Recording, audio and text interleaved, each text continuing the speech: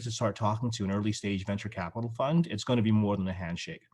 So due diligence is really a fundamental process, right, that every professional investor takes to justify what assets they direct their clients' money to. And so what we're going to do right away is go into what that looks like. And also I want to make sure you as the entrepreneur understand what you can do to make that process a lot more productive and smooth, right, for both parties. And in setting the stage, I do want to talk a little bit about how investors think, because that does relate to the due diligence. I mean, every investor, professional, amateur, personal, whatever it is, the first question they should be asking themselves is, how do I make a return on this investment? How do I make money? And this process is what an investor can and should go through to determine if the risk they're taking is worth that potential reward. And what we're really trying to do, especially at the institutional level, when I'm reporting to other people, when I have an investment committee I have to make this pitch to, because again, the entrepreneur is pitching to me, and ultimately I have to pitch this to my investment committee that comprises of 4 to 5 people from the company, and be able to sell this to them, right? And so what I'm really trying to do is put together a narrative, right? You're telling a story. Now, investors will all have a different perspective on how they see the world, right? It's like, I always like to say investment is like religion. Everybody has their own take on it. And in our world, you're right if you make money, I guess. But, there are some fundamentals that are important, as I mentioned, and that everybody should know. And again, your job as the entrepreneur is to make sure the investor has all the building blocks that they need in order to put the story together, that story of why they or their fund should invest in your company. So without further ado, jumping into some of the meat and bones of it. You decide to raise capital. Now what? What's the first thing you should do? And I would say even before you decide to raise capital, you should start a data room, right? And what is a data room? It's really just an online repository of all the information that an investor is going to need. And you can do a Google Docs, you can do Dropbox, you can do whatever makes sense for you that you can share. But the point is, the last thing you want to happen is an investor says, okay, I'm ready to go into due diligence with you. And you say, great, email me what you need and I'll send it to you. Well, that's a waste of a lot of people's time, including yours as the CEO or the founder.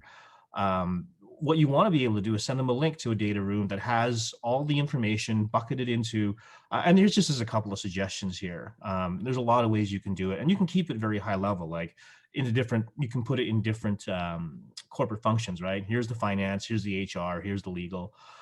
But the idea is you want to share a link and have the documents in there, and you can always update it. But the point is, it shows the investor that you're ready, right? I've got a data room for you to go into and to be able to do your research and the homework you need.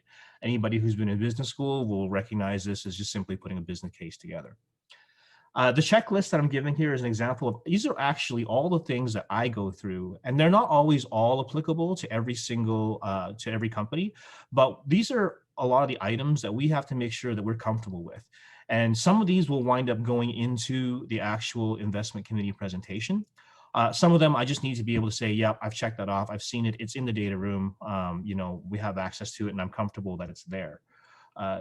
Things like, and the way you present all of this, I will often share this with entrepreneurs before we jump into due diligence with them.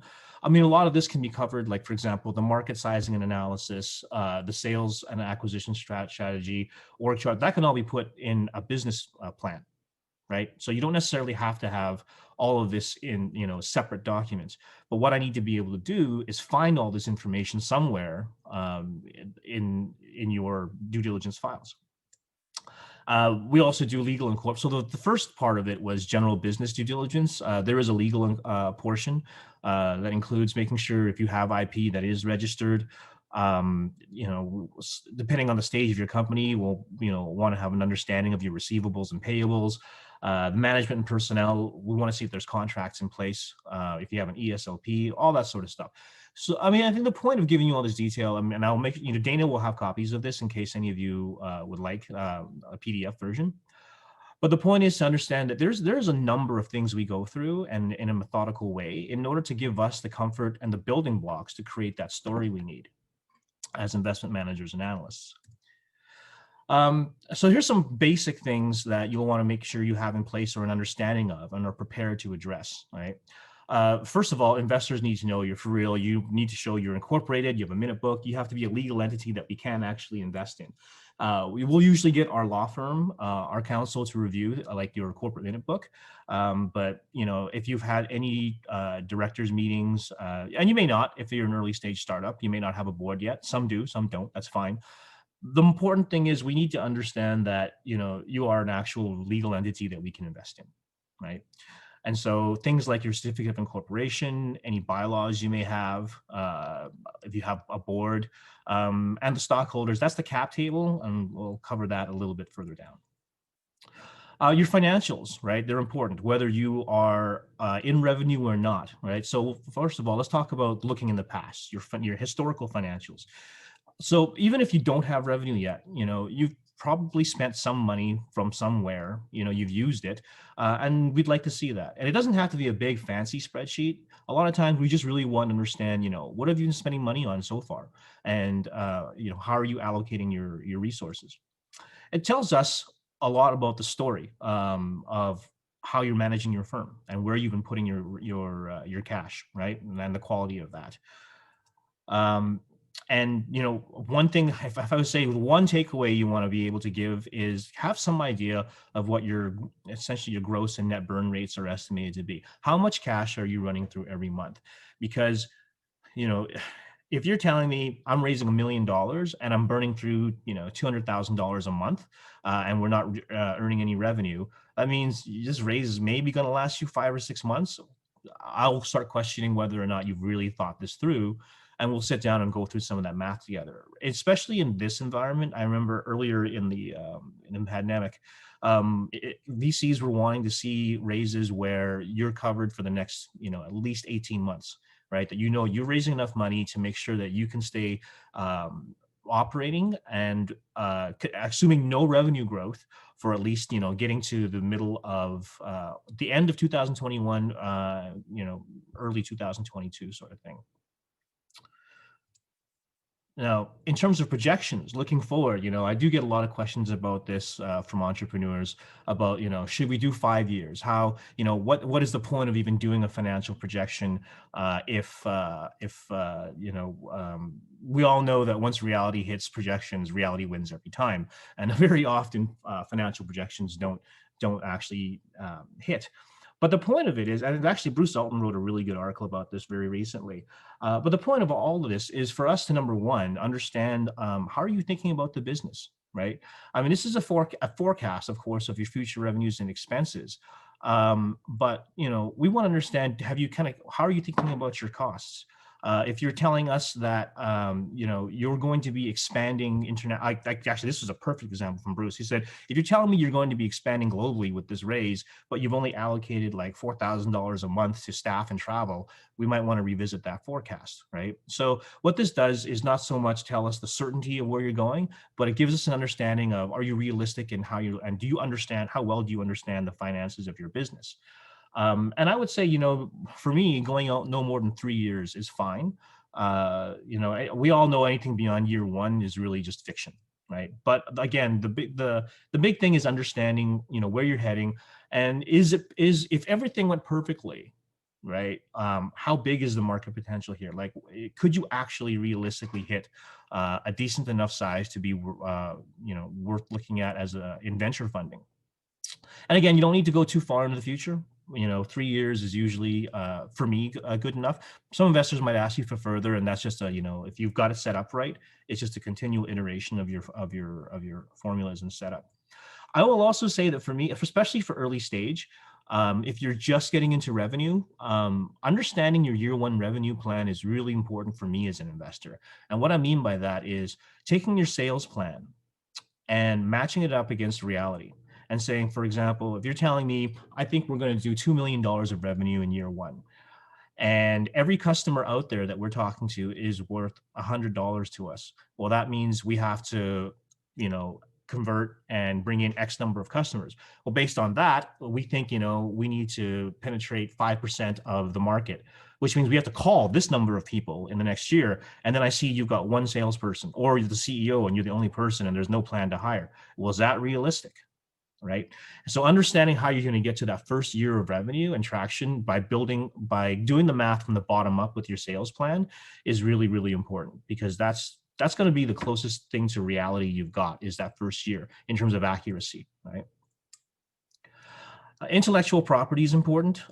If you have, now I'm going to go counter to a number of investors out there who like deep intellectual property. It's important if you have it, but having intellectual property doesn't necessarily mean you have value.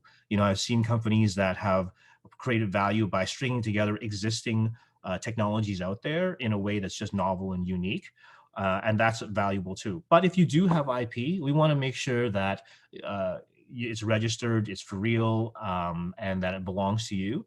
That's patents, copyrights, and stuff. And the reason for that is, number one, if that is your secret sauce, we don't want someone to be able to steal it. That can certainly damage your reputation as well as your income. And, it'll devalue your company, obviously, if someone takes what you're doing and copies it. So if you're telling us that your intellectual property, your, whatever algorithm you developed, or whatever gene sequence you created, or whatever technology is your secret sauce, let's make sure that it's protected, right, and defensible. Now, there are questions I've had before about when should you file for a patent, and patent strategy is something that is a whole other lecture on its own. But the point is, if you have it, we want to see it.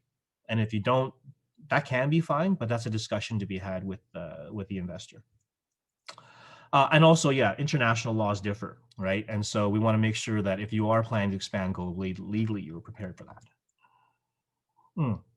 The business plan, what I mentioned earlier. What this is, we want to see a roadmap, right, of how you got here and where you're going, right? It's always important for us to understand where you came from and all the things you've done to get here, as much as we want to know where you think you're going to go, right? And, again, if you're taking on investment, that means you are looking for an exit. End of story.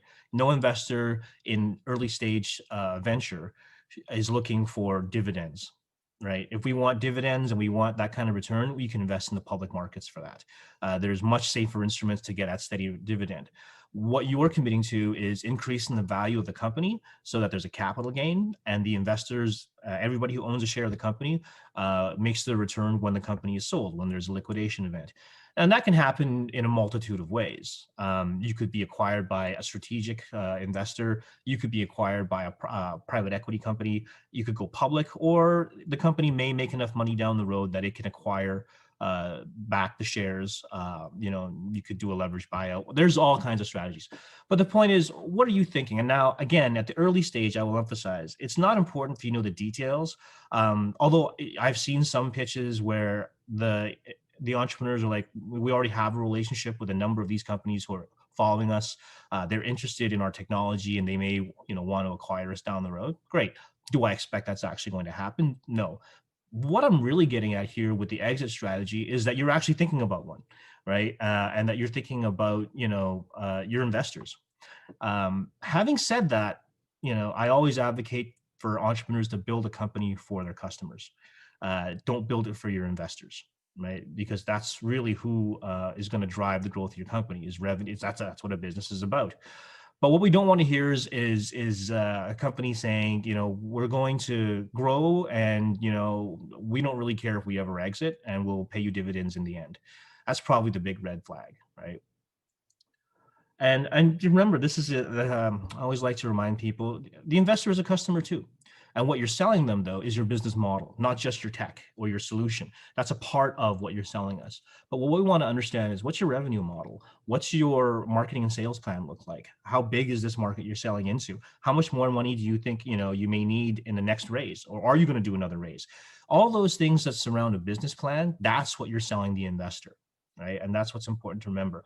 I see a lot of pitches spend 95% of their time talking about the technology and the solution. And really, that's only a slice of what we as investors are interested in, because your business is the vehicle through which an investor is going to make their return. So we need to understand your business model and your thinking around that. And don't be like, in this phase, more is better. We always say, your pitch deck should be whatever, 10, 12, 15 pages. Keep it, as brief as you can and succinct. But when we get into the due diligence phase, we need more detail. And so that's the time to pull out the more in-depth research, the more in-depth business plan, your assessment of the market, whatever research you've done as an entrepreneur. share that with us, right? The cap table, this is a record of, the who owns what in the company and how they own it. And it's important for us to see this, like this really represents the funding and ownership transaction since inception. Now, it might be you only have the founders, that's fine. But over time, you want to make sure that you manage this properly. And often, your counsel can do it. In the beginning, you can create a very straightforward template. There's lots on the internet, and you need it to model future rounds of financing. And this matters because as you raise more money down the road, you need to have a tool so that you can see, well, if we raise X amount, how does that impact all the other investors? Right? If we raise X amount at a certain valuation, how does that dilute our holdings as entrepreneurs as well as investors, right? And we want to see what kind of instruments are being used so that we know, for example, oh, there's a convertible note on there, and that will turn into equity at this next round. It's important for us to see who else is on the cap table, right? Is there anyone else that we know that we can talk to or reach out to? Is it 20 individual investors versus 2 or 3 funds? Those characteristics kind of tie into the governance of the company down the road, but it is important for us to understand the ownership structure of the company in case that comes up down the road. We also want to know the effect of our investment on current investors, because that matters. I don't want to come into a round and dilute wind up having everybody take a down round. That just doesn't, if I can avoid it, because that doesn't establish good relationships with the other investors. We actually, I don't know, I can't speak for every single investor, but I'd like to believe, at least for us, we want to, we're a team. We want to get along well with everybody else. And we want to understand the implications of our negotiations, especially if we're leading the round, right? I want to understand what the impact is on your other investors, because you as the entrepreneur are likely going to need their blessing in order to move forward with something. And we want you to maintain good relationships with your investors as well. And also making sure interests are aligned. And what I mean by that is the big focus here is making sure that as you grow your company and you sell more of it and you go, you're going to get diluted. You're going to, and there's average amounts that you should be selling at each stage. What I want to see is you as a founder making sure that you still have enough of that equity to stick it through all the way to the end, right? The alignment of, okay, you have enough there to make it worth your while. If you've sold 60, 70% of your company on your first seed round, well, that investors may have gotten a good deal. But the thing is, as you're the founder, how incentivized are you to carry it all the way through the end when you know that by the end of it, you might own 0.5% of your company, right? So we want to make sure the interests are aligned, that everybody is fairly compensated and has the right motivation. And the implications of capital structure. Again, that's what I mentioned. Like, are there loans that will convert into equity and dilute everybody later on when they convert? Are there convertible instruments like safes and kisses? We typically like to model everything out on a fully diluted basis. That means assuming everything is converted, because really that's the scenario we're hoping for, right? And we're aiming for is that the options and the convertible notes and safes and kisses, all of that, eventually turn into equity because the company has done well. Well, in that situation, we want to know, what does our position wind up looking like? I will also say this, for a fund like ours, we have guidelines around the percentage ownership that we have to have for our investment. So when we put in our investment, we have to have a minimum of 4 or 5% ownership. And the reason for that math is because we do follow-on investment, and we need to maintain a certain percentage ownership in the company to make sure we can deploy our pro rata capital and make the math work on how we've modeled our fund. That's getting a little bit more technical, but just in case, there's sometimes people ask, well, why are you so sensitive to valuation? Often it's not about what's the value of your company. And actually, I'll get to that right away here. But it is about, how much we need to own in order to see the economics of our investment pay off. So this is the $1 million question, right? Pricing your seed round. This is part of the due diligence. It'll be a part of the negotiation you have. And some of the things you want to be aware of, like I said, at this stage, when you're kind of pre-early revenue, it has nothing to do with the value of your company. So don't take it personally. We're not saying we think, because if you look at any investments and finance professional will tell you the classic definition of the value of a company is the anticipated present value of all future streams of income, of cash, coming into it. There's a complex formulas we use in public equities in order to get to that value. And that's how, the stock market works. Well, you really don't have a lot of history or numbers or revenue to be able to forecast with the degree of certainty. There's really no numbers to work with. I like to say early stage venture is more qualitative finance than it is quantitative. And so what it really has to do with, sorry, I jumped ahead there, but what it really has to do with is how much you want to sell of your company, right? And how much the investor wants to get for their investment, and how that plays out through the next few rounds. Something that I guess not a lot of people tell you as entrepreneurs is the way I think about this round is the economics of the next round. And what I mean by that is, onto a quick example, if you're giving me a certain valuation based on, you don't have a lot of revenue right now, and you're saying, okay, this is what we think we're worth. Well, investors are going to want to see, depending on the timeline to your next raise, a minimum 2 up to 3 times return in between each round, right, in the early stages. So from the seed to the A, I want to see a 3 times return on my investment, on paper anyways, if it's, say it's 1.5 to 2 years to your next raise. That's kind of the math for us of making it worth the risk we're taking. So, okay, let's say, just throw a number out there. You want a $5 million, pre-money valuation. You think your company's worth $5 million and you're raising 1.5 or 2. All right. Well, when you get to your Series A, that means you're going to have to be able to command a valuation of about 15 million, right? And you'll be raising about 5 to 7. So then we work the math backwards. Okay, well, 15 million, that means you're going to need X amount of revenue based on your style company. Let's say you're a SaaS company, and SaaS companies right now, I would say, are commanding anywhere from 6 to 8 times a multiple on gross revenue in valuations at the Series A. So let's assume that you've got a great company, it's skyrocketing. Even we'll give you a 10 times multiple and think, you know what, in your space, we think you can get a premium. That means you're going to have to you'll be doing $1.5 million in ARR by the time we get to the Series A. Now, remember I talked about that year 1 revenue? It's that kind of math of saying, okay, how likely do we think we're going to get from 0 to 1.5 million in ARR in 18 months? So this is how we think about pricing your round, or at least how I think, and I'm sure other investors will agree, about, that's the risk we're taking to get the return. As an investment manager, as a professional investment manager, I always say my experience has been my job is not necessarily to pick winners. It's about managing risk and reward, right? Having a framework for that and understanding if the risk and reward characteristics of your venture fit within that framework. So some other things you want to be aware of, getting in expertise beyond cash, right? Making sure that it's nice to be able to get an investor that has networks or experience or something that they can bring to the table beyond just a check. I'll give you an example for even with Accelerate Fund. It's managed by Yaletown Partners. Now, Yaletown invests in later stage companies, Series A and B. And a lot of, we kind of look at Accelerate Fund as farm team essentially to get to the Series A. Now, even if Yaletown doesn't invest at the Series A, the partners there have the experience to bring to the table to help a company and guide the company into things you're going to need to prepare for to get to a Series A, and may even be able to introduce them to other investors. And so, that's beyond writing a check, we bring that kind of value. The A100 has an extensive network of people that have expertise that we introduce our founders to all the time. So those are the kind of things you want to look for when you are getting investors into your round. Your price setting signals, to the investor. And again, that really what that means and what that alludes to is how we're thinking about how you're thinking about the growth of your company and that math I talked about. Are you confident that you're going to get to 1.5 million, or are you not even thinking about it?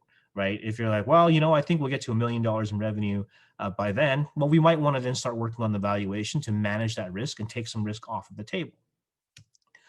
You want to be aware when you're negotiating, your terms of things like down rounds and tools investors may put in place to protect themselves. So like I said, our job is to manage risk, right? And if we feel, for example, your valuation is a bit high and we believe in you, but we need to manage that risk of you not hitting your numbers. And, one of the ways that investors might compromise is saying, okay, well, we want to put a clause into the terms that if you don't hit your numbers, we have an anti-dilution clause, right? That prevents us from losing too much. Now, I don't actually advocate for this because I think it puts you on a bad footing. It makes it for a bit of an antagonistic relationship. A ratchet. I had to bring that up in a conversation once. I wasn't too happy about it, but once the entrepreneurs understood where we were going with it, we managed to come to terms, right? Again, I'm not going to get into all the details of what those are. You can look this stuff up on the net, but I want you to be aware of these concepts at the least. And yeah, not all exits are good exits to a VC, right? You want to be talking to your venture firm about what they expect down the road. I've had pitches where the company was like, we think we can get to a 15x exit in the next 5 years. That's probably, if my fund is in year 4, and I've got 4 years left to exit, is a 10 to 12 times return going to be enough? No, right? So even though you're confident, and even if I'm confident, remember what I said before about that risk reward ratio, the economics of your venture don't match what I need in order to make the economics of my fund work. And I will also say this, and a lot of times when a fund says no, it's not about you necessarily. It's about the investment thesis that we have and how we're disciplined about sticking to it.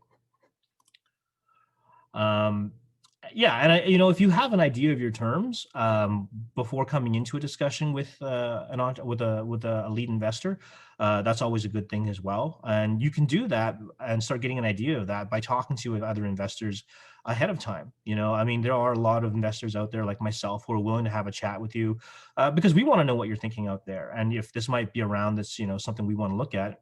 And if we can participate and come to an agreement, that might be a good signal or cause for us to get involved. But either way, I'm always happy to talk with entrepreneurs about their capital raise and how they want to think about their valuation so that they're prepared when they get to that stage. All right, so there's a smattering of points here about the looking beyond the price, right? Because like I was mentioned before about alignment, you don't want to be giving away too much of your company. There are actual standards and rules or averages about how much founders own after each round. I would say when you're in your pre-seed round, like before you're earning revenue, your very first raise, you might be selling 10 to 15% of your company, and then on average it's anywhere from it's around 20% per round after that. There's studies out there and surveys done that kind of show what those ratios are. And again, as I mentioned at the early stage, it's not about the true value of your company. We are looking at the growth potential and how much we can get for our investment. So I want to make sure that I meet my minimum percentage holdings. And you really should have an understanding of how much you need. I am a fan of raising as much capital as you can, but sometimes if you're going for too much, it might dilute you unnecessarily, or because it might force you to try to command a higher valuation than is warranted at the time. So it's a fine balance, and you can work with your investor to kind of come up to a number. I've had companies that were initially thinking, we need to raise $3 million, and that puts them at a valuation to manage dilution that's way beyond what is justifiable. And we kind of sit down together and work it out, and they realize, I can actually phase this raise, and maybe do 1.5 now, and if we can get to a certain level of revenue, maybe only need to raise a bridge round of $1 million later. There's a lot of strategies around that, and so don't just come out there with we're going to raise X amount. Understand why, and you need that money in terms of how much you're raising. Some other factors that will have an influence, a founder's prior experience and track record do matter. We want to know that if you've been there and done it, we know that you'll have some lessons learned you can bring to the table. That's worth something. Traction, and that's revenue, right? And that's customers. That's proof. Now, the theme here is de-risking the investment. Right? These are all the things that you can do or that we see to help reduce the risk. The greatest stage of risk is when you have an idea in your head, because that's all it is. And the more you do to prove it out, the more to show that you are the team or the person to prove it out, that takes risk off the table. Again, revenues, mostly there's a paradox in B2C. There's a line of thinking, I think this came out of the Valley, that if you're charging, that slows down your growth. And this was kind of like the day of the heyday of the freemium model, get it out there as much as you can and then monetize. That, I'm not going to profess to know a lot about that model because we focus on B2B, but just, understand that might be something your investors are thinking about. And again, grow your business for you, right, and your customers. The industry you're in will also have an impact on, the valuation you'll get, because there's averages. So deciding a date is one thing. What that dating looks like is another thing entirely. So you've gotten together. Now you got to work out your terms, right? What are the parameters? And so, you're going to have to, when you get a lead investor, they're essentially the one that's going to potentially write the biggest check. And they're going to come to terms with you so that you can get a term sheet from them that you can distribute and show to other investors. So you're going to want to understand, what instrument are you using, right? So you want to do some research on the difference between equity, debt, safe, right, convertible notes, etc. The economic terms of those. If you're doing a convertible note, there's a valuation cap. If it's equity, there's an actual valuation number or type of shares. A minimum closing amount, that's important as well. That's something I don't hear entrepreneurs bringing up often enough. So for example, if you're raising 1.5 million, I'll probably want to see you raise at least $1 million or 1.2 before we'll commit the cash and to close the round. Because it's not like, okay, we're raising 1.5 million. I've got approval from investment committee, and so we'll write you the check now. There is a minimum closing amount, because what we want to avoid is, I've written you my check. Oh, you've only managed to get 800,000 in commitment. Well, we're going to close the round. Well, you don't have enough to continue going, and we want to make sure you have enough money in the bank to get things done. There's a closing date, right? There's a time that we want to make sure that this doesn't get left indefinitely, because that also puts some pressure on investors to make sure they get their homework done and committed. I mean, we don't want the entrepreneur spending forever raising money. We want you focused on building the company, right? And yeah, so again, if you have a lead investor, these are details you work with them to get to a term sheet. Some odds and ends: real estate leases, employment contracts, letters of interest, anything basically that an investor needs to feel comfortable with the risk and reward ratio. And that's really, like I said, I mean, there's the meat and bones of, these are the things that you should be aware of, prepared to answer, and thinking about as you do your raise. Now, I'm going to quickly, and don't worry if you don't see a lot of the detail in here. I just wanted to kind of show you what this all looks like in terms of where it goes for our fund. Hold on a second here, my notes. So remember I said we're essentially creating a narrative, right? And this is what it looks for my fund. Every shop will have a different way of presenting their story. Some it'll just be like a Word document or such. I've developed a process of slide docs. But the whole point is, we have an investment committee that's there that we have to present the case to, so they can make sure that we haven't missed anything. It's not a rubber stamp function, right? They ask questions, they ensure nothing's been missed, and they can offer suggestions on how to mitigate risk. And often investment committee is made up of some of the senior partners in the firm and such. So just to quickly kind of run through how this story looks, this is loosely based on an investment we made, but we'll call this, a mortgage tech, right, a company. Now, what I do is I send this to my investment committee ahead of time so they can read through it. I'm not going to read through every single thing that's in here. And then I have, and I'll show you after this, so some notes where on each section, I bring up a high level issue or point and allow for questions, and we work through it that way. But by the time the investment committee meeting happens, the committee has read through this already. So yeah, there's a table of contents. This thing is 20 some odd pages. So we start with a summary. I've got the deal terms kind of outlined so that they understand, in their head what this is about, and the terms that we're coming to. And this is after all the due diligence is done, right? I'm going for my approval. We have our investment thesis. Why are we investing in this company? How does it fit into our portfolio and how we're thinking? A little bit of the company history, so that and all of my due diligence or investment committee reports take this form, right, and tell the story in a very similar way, so that they know what to expect. We take a stab at positioning, and the idea is this actually comes from April Dunford's. She's a Canadian consultant, former engineer. She's worked in, helped build and sell like 6 startups. I know Alberta Innovates hosted her to do a talk on positioning. She's amazing, and I got to sit in on a workshop with her that she did with one of our portfolio companies. And the idea is, really understanding what the position of the company is in the market. And so Often I'll work with the entrepreneur to at least come up with a draft of this, or I'll do it and I'll run it by them just to make sure that I got it right, right? Or to see if there's something I spotted that the entrepreneur maybe didn't.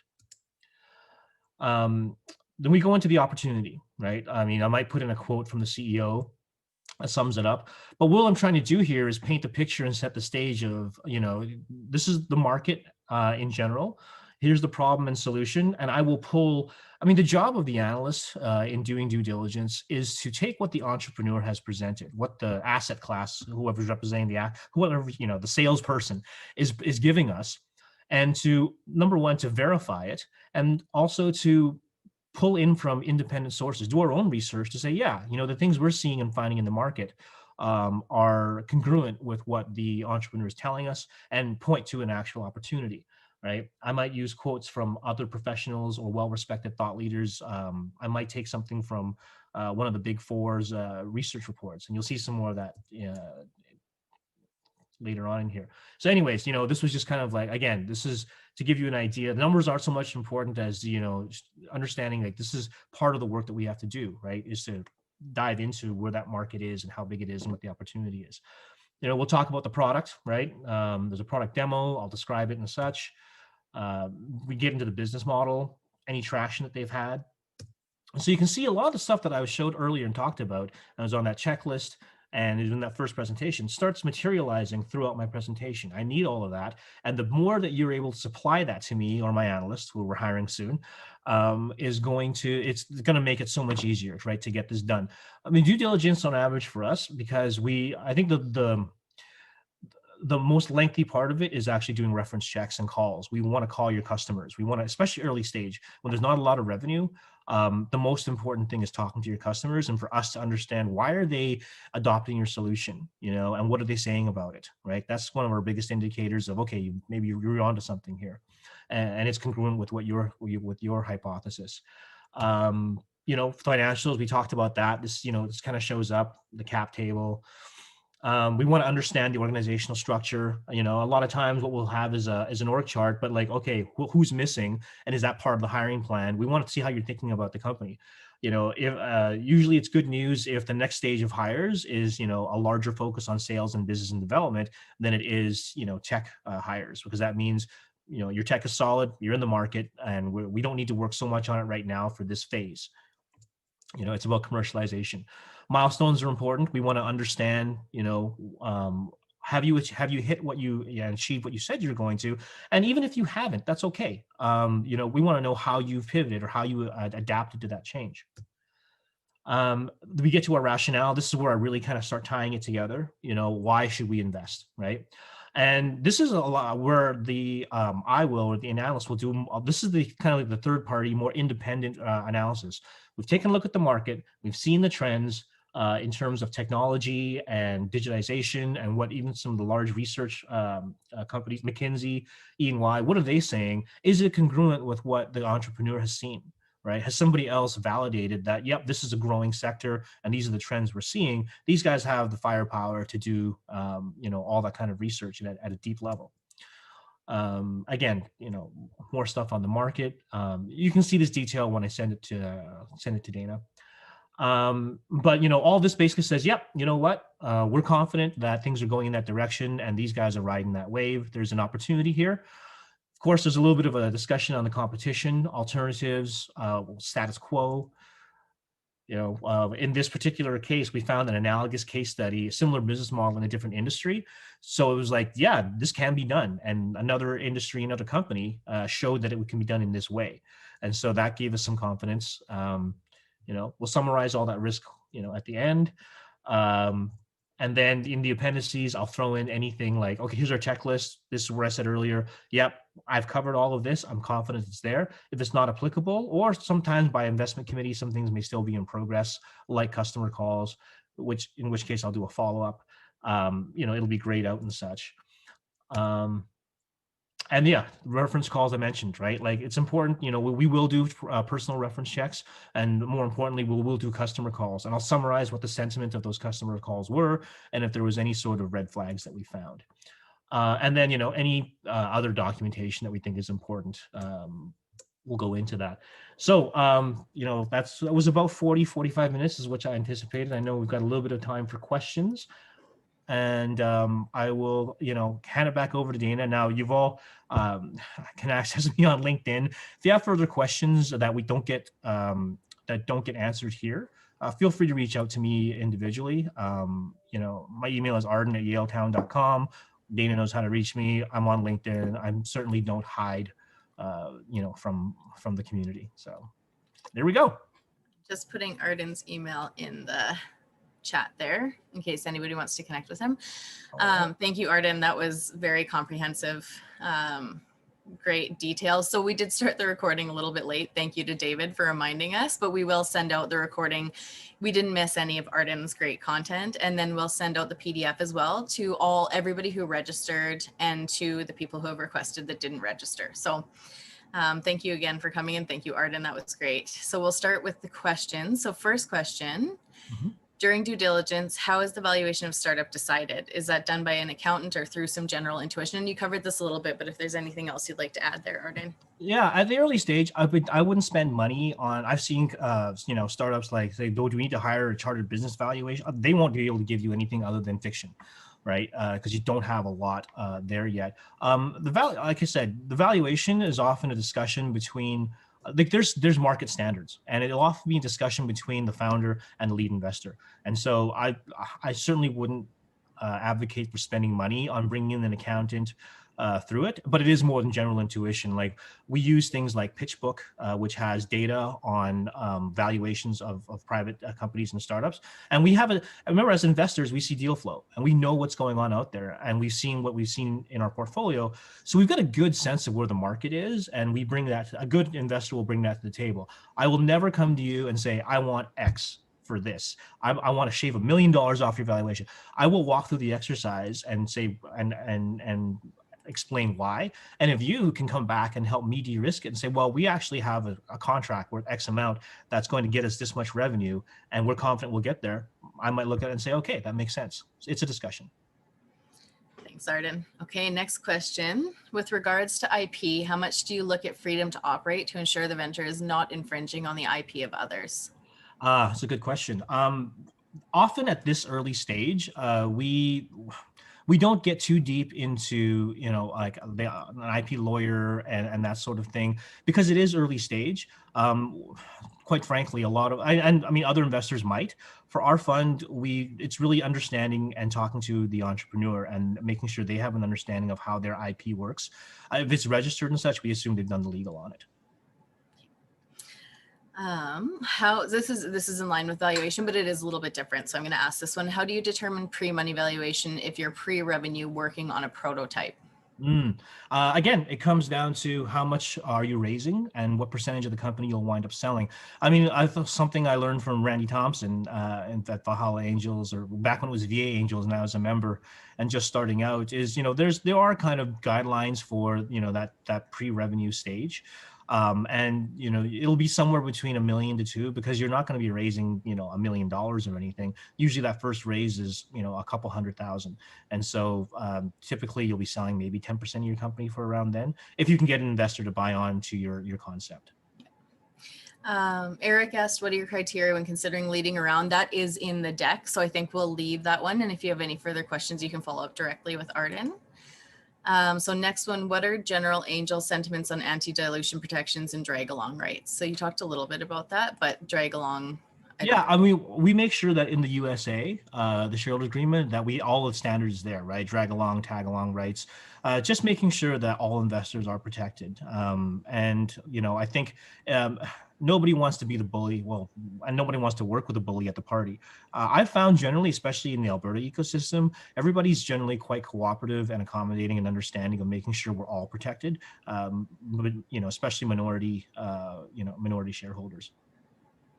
And like I said, I don't like to wield any anti-dilution tools at this stage, because that can also ruin the opportunity to raise the next round, right? I mean, if you have a ratchet in place, that can have a negative impact on a Series A. And so there's a lot of things you need to think about in terms of the next round to make sure that you're prepared for it. Perfect. Lots of great job, Arden comments. So I don't know if you're looking at the comments, but you're I getting a am lot now. of, Thank you. I see probably the best presentation I've seen this year. So go, Arden, go. Oh. And James Brown, hey buddy, we used to work at AIMCO together. That was a wow. Okay. Cool. Robert asked what PitchBook is. Oh, PitchBook is a database that is it's a private equity database that tracks. It's probably the most comprehensive one out there. It's kind of like for private companies what Bloomberg is for public companies. We do a lot of our research there. They have a very extensive team that tracks private equity transactions, rounds, data. It's really comprehensive, and they've developed it over the years.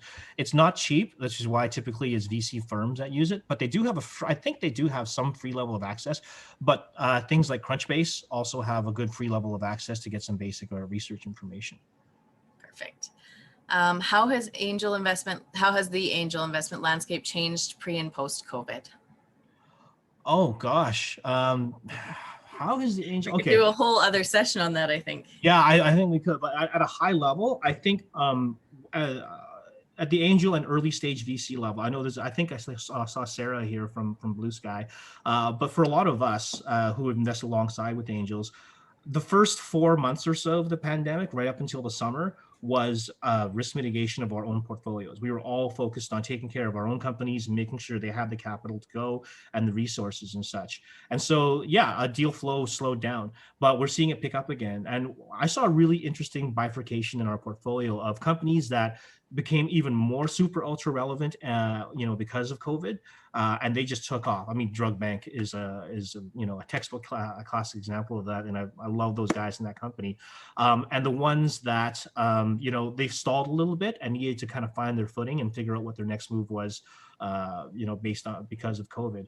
And so there's still, what that means is there's still a good amount of deal flow out there, and there's no lack of it right now. I'm having the painful and agonizing process of trying to decide between a few investments.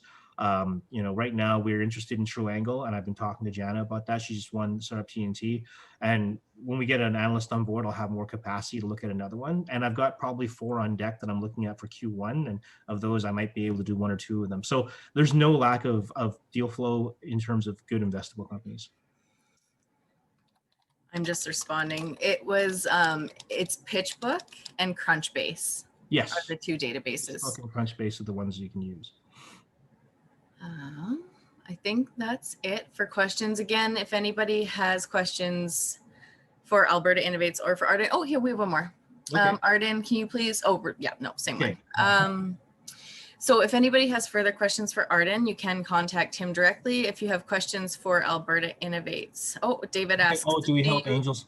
We can. Yeah. Oh, and I'll quickly address that lead thing. We typically don't lead around if we, yes, angel list is a good one too. I've got the comments up now. Because leading, like I said, the characteristics are you're typically writing the biggest check.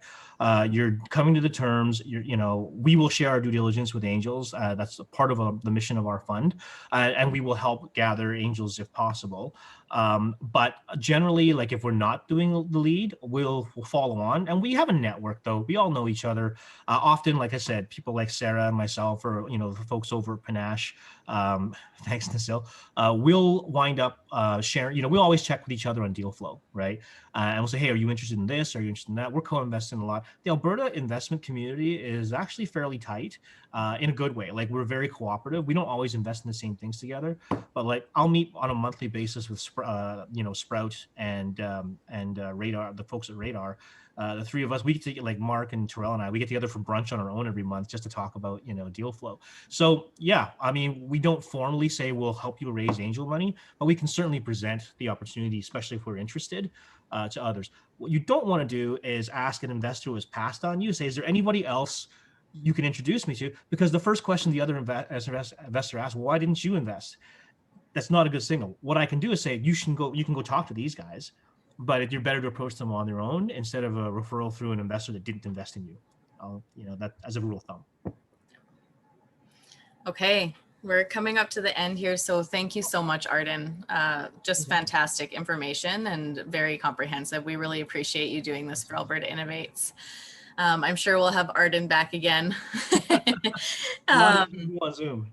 Yes, yeah, for sure. It's great doing virtual. We have people you know, from across Canada on this call. So the accessibility is awesome. That's awesome. So Thanks, Dana, for having me. thank you. You know,